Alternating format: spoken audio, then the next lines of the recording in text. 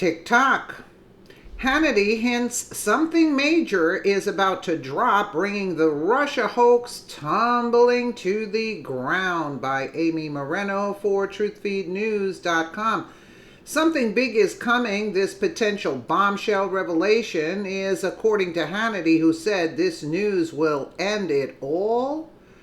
It's fair to note he was speaking about Russian witch hunt just before he made the announcement. TikTok. Let's take a quick listen here. Great show.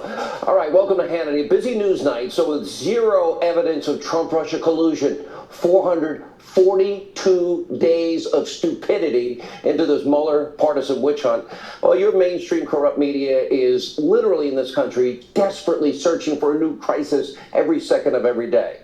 This time they're trying to focus their attention on their favorite topic. Oh, themselves. They're narcissistic. And one particularly devout anti-Trump fake journalist over at Fake News CNN is so openly concerned the president's rhetoric could endanger members of the media. But we're going to show you how the White House press secretary, Sarah Sanders, absolutely decimated this person. We'll tell you about it in a minute during today's very tense briefing. Plus, we're going to help remind the anti-Trump fake news CNN network why so many Americans chant at you that you suck.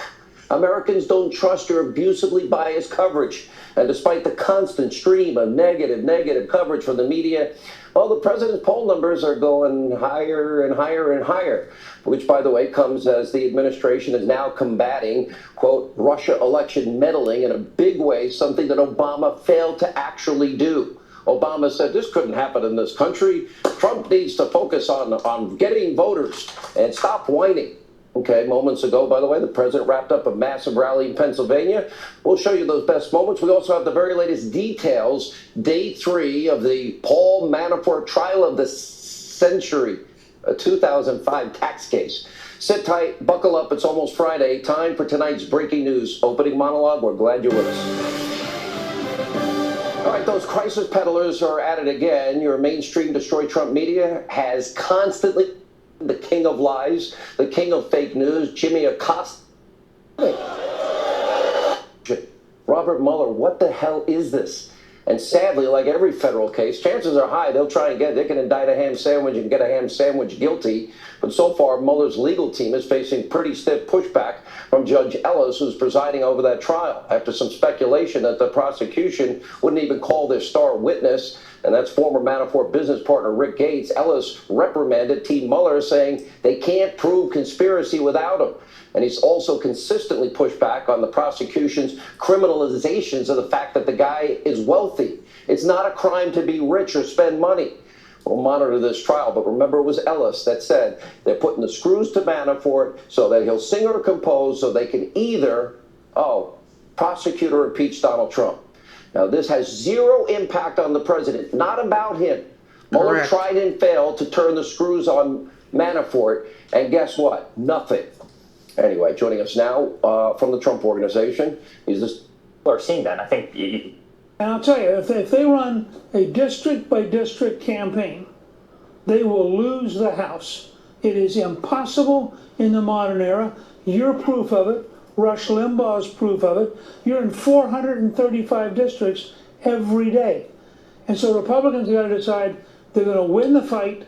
They're going to win the argument. They got all the issues on their side. But the question is, do they have the courage? Let me ask you this. So the president tweets out about Robert Mueller, tweets out about Jeff Sessions, about the witch hunt. He was very clear in saying that, no, it's fake news. Most media is not the enemy of the people, but the fake news ones are, because they don't tell the American people the truth. What does the president do? How should he be dealing with this cloud that has been hovering over his head with no evidence whatsoever? Like, for example, Paul Manafort. There's nothing about Russia, nothing about the president, nothing about the campaign, nothing about collusion. It was a 2005 tax case, but Hillary Clinton's never been indicted. How does he navigate what he believes and what I also agree with is unfair and a witch hunt leading into this midterm?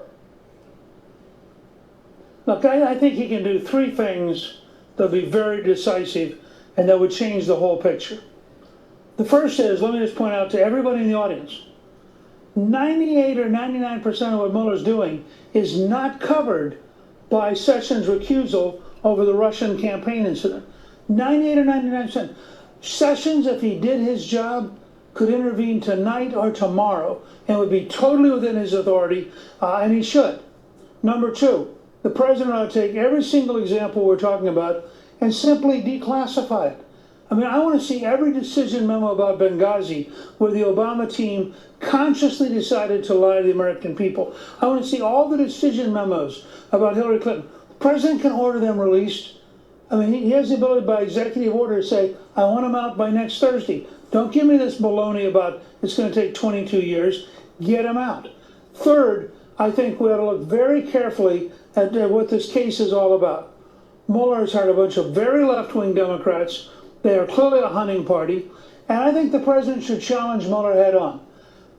Mueller, he should say to the president, or he should say to Mueller, I dare you to hold a press conference and tell the American people any evidence you have that you think is relevant to why you were originally hired. Give us any evidence you have, because I don't think Mueller has any evidence, and I think it'll be embarrassing at how little he knows. What he's done is he's gone over there. I think that's embarrassing. A 2005 tax case, the judge even said it, put the screws to him so he sings or composes to either prosecute or impeach Trump. Let's not kid ourselves. And the judge said that to Mueller's team. All right, Mr. Speaker, good to see you. As always, thanks for being with us. All right, when we come back, the great one, Mark Levin. Trouble breathing, fast heartbeat. Just names. And we conservatives have watched as the press have destroyed, as they're seeking to destroy Trump, Palin, Bork, Clarence Thomas, Ronald Reagan, the list goes on and on and on. The D.C. press corps today is the least professional press corps in my lifetime. They think that their job is to make it impossible for the president to function, to sabotage him, and to advance the cause of the ideologues, to advance the cause of a rogue prosecutor by the name of Mueller. And so the press really needs to be circumspect, take a look at itself. It won't. As long as they keep putting clowns like Jim Acosta out there, who is a drama queen of sorts, and who like to report on themselves and talk about themselves, as long as it's impossible to tell a late-night comedian from Jake Tapper and Jake Tapper from the porn star and all the rest of it, this is going to be the reaction of the American people. Well, if it wasn't so important, this is where, thank God the American people have choices. And that we're a part of it is an honor, and I feel blessed to be able to do this, as I know you do. Let me ask you this and let you put on your attorney's hat for a minute. For those that don't know, you were the chief of staff for, I think, one of the greatest attorney generals ever, and that was Ed Meese. Why would they ever allow an illegitimate investigation run by Mueller and his merry band of Democratic donors to interview President Trump when there's no evidence?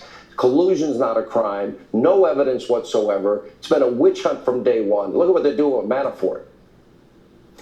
I think Attorney General Meese at this point would have stepped in. I honestly do. And Newt Gingrich was onto something there. Much of the power being exercised by the Deputy Attorney General in lieu of the Attorney General has nothing to do with Jeff Sessions' recusal. Jeff Sessions will not be attacked by the media as long as he's quiet.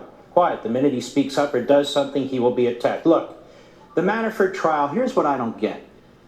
Most of the issues they're raising, if he did all these things, bank fraud, embezzlement, tax fraud, and all the rest, and he did it during the Obama administration, who was the FBI director? Mueller.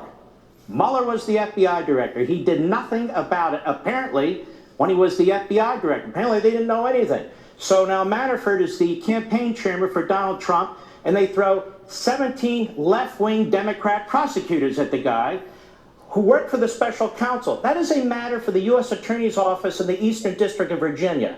That's number one. Now Mueller's pushing the other cases to the Southern District of New York. Then they set up Lieutenant General Mike Flynn. Then they have a few lesser lights here where they get for false statements or something like that. What the hell do we have this special counsel for? You don't want to know why? Because he wants Trump, and he wants to interview Trump, and he wants to get him on obstruction of justice. And now he's threatening, I hear, perjury trap. that what he's going to do, you see, is issue a subpoena to pull the president in front of a grand jury. Let me tell you something, Mr. Mueller. You're not the king of the universe. Right. And I hope the president's lawyers are listening to me and the president right now. Yeah. Here's what you should tell Mr. Mueller. Have a meeting with him and tell him, you're unconstitutional under the Appointments Clause. What you're doing is unconstitutional as far as we are concerned. We are not going to bow to you. This is the office of the President of the United States. You are a rogue prosecutor. Now get the hell out of my office and make sure the door doesn't hit you in the ass. I'll see you in court. That's the beginning and the end of it as far as I'm concerned. Yep. Let me ask you, I'm watching this thing on Manafort. I don't know what Paul Manafort did in 2005. I don't think Donald Trump knew who Paul Manafort was in 2005. We know Judge Ellis was right. Apparently Mueller didn't. He was the FBI director at the time. That's a I don't good think one. The president knew him. I don't think anybody knew. But they pulled this out of mothballs just to put the screws to him so they could get him to sing or compose, as Judge Ellis said, So obvious. that they could prosecute or impeach Trump. In this whole tax case from '05, there'll be no talk of Russia. There's going to be no talk about the campaign. Right. There'll be no talk about his work for Donald Trump. There'll be no talk of collusion. This is just a cheap attempt to literally go after a guy they never would have gone after because they're trying at all costs to get the president. So obvious. And so the question is, Rod Rosenstein, who gives a rubber stamp to all this and created this in the first place by appointing his dear friend, the man he first worked for at the Justice Department, Mr. Mueller, who was best friends with Mr. Comey. What a colossal disaster. You have Jeff Sessions, a man I've known for 30 years, who's sitting this out. He shouldn't be sitting it out. These are constitutional issues. And quite frankly, Mr. Mueller can't keep hiding behind his 17 left-wing Democrat donor prosecutors.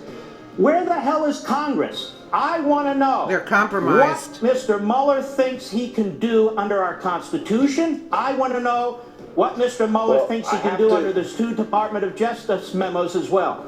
Mark, you know when I say tick-tock, something big is coming that will blow this all out of the water.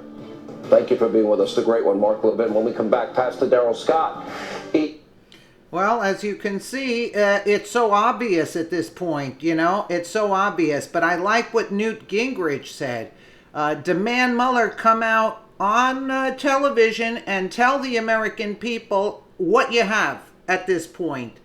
And Gingrich said he's got nothing. And the only thing, Levin points out that Mueller was the FBI director when Manafort. What did they do with Manafort when it was 2005? Oh, nothing. But once Trump got in, that's when they're going after him. Listen, the Mueller case is dead. And that's basically it. So I think something is going to go down now because they've reached their end, and they know that the end is near for these people. If Joy Behar, by any chance, they have information on Trump. That's why they're detracting. Yeah, right, Joy. Yeah, they have nothing on Trump. Let me know what you guys think in the comments below. And again, thank you so much for watching.